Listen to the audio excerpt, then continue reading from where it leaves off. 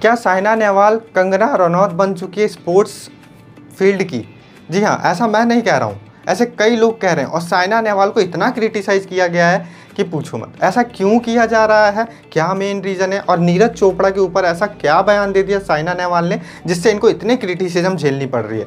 देखो, सारी चीज़ें मैं इस वीडियो में बताने वाला हूँ, लेकिन उससे पहले आप वीडियो को लाइक कर दो, चैनल पर नए हो तो सब्सक्राइब कर दो, और अगर आप ये वीडियो फेसबुक पर देख रहे हो तो पेज को लाइक एंड फॉलो करना ना भूलना। तो देखो, साइना नेहवाल एक बैडमिंटन खिलाड़ी है, इन्होंने ओलंपिक में मेडल भी जीता है, तो रिस्पेक्ट है उस चीज़ की। लेकिन नीरज चोपड़ा, जिन्होंने टोक्यो 2020 में गोल्ड मेडलिस्ट थे, एशियन चैंपियनशिप में भी इन्होंने गोल्ड मेडल हासिल किया, और भी बहुत सारे अचीवमेंट है इनके। अभी जो ओलंपिक गया, यानी कि पेरिस 2024 का ओलंपिक, उसमें इन्होंने 2024 वाले ओलंपिक में सिल्वर मेडल हासिल किया, क्योंकि अरशद नदीम जो कि पाकिस्तान से हैं, उन्होंने 92 मीटर का भाला फेंक के उन्होंने जो है जेवलिन फेंक के उन्होंने जो है गोल्ड मेडल हासिल किया।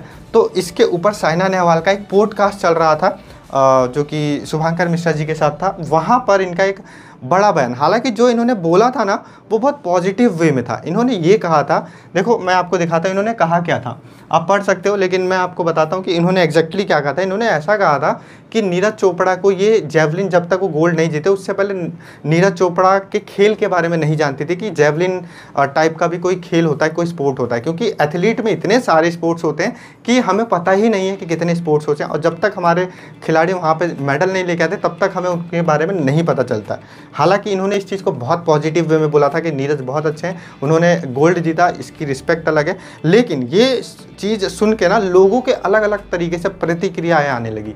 उन्होंने ये बोला कि आप खुद मेडलिस्ट होने के, आप ओलंपियन हैं, आप ओलंपिक में मेडल जीत चुकी हैं, आप बैडमिंटन इतने बड़े स्तर की खिलाड़ी हैं, और आपको जेवलिन के बारे में नहीं पता, ऐसा कैसे हो सकता है? आप स्पोर्ट्स की कंगना रनौत है, आप झूठ बोल रही हैं, आप मतलब ऐसी बहुत सारी तरह तरह की बातें लोगों ने की और बहुत क्रिटिसाइज़ किया। हालांकि इन्होंने जो चीज़ें बोली थी ये बहुत पॉजिटिव वे में बोला था, और ऐसा नहीं है कि साइना नेहवाल जो है ये बहुत ज़्यादा हेट करती हैं। ये बहुत सारे बयानों के चलते ये सुर्खियों में बनी रहती है। इससे पहले इन्होंने क्रिकेट के ऊपर भी कुछ एक बयान दिया था, मैंने उसके ऊपर भी आपको वीडियो बना के दिखाया था। इन्होंने कहा कि काफ़ी यूज़र के द्वारा कही गई है कि कंगना रनौत है ये स्पोर्ट्स की, और उनसे कंपेयर किया गया है, ठीक है, एक टर्न पॉलिटिशियन, ये पॉलिटिशियन में जाना चाहती है। Very surprising that sports person of Saina Nehwal calibre should feel ignorance about javelin event.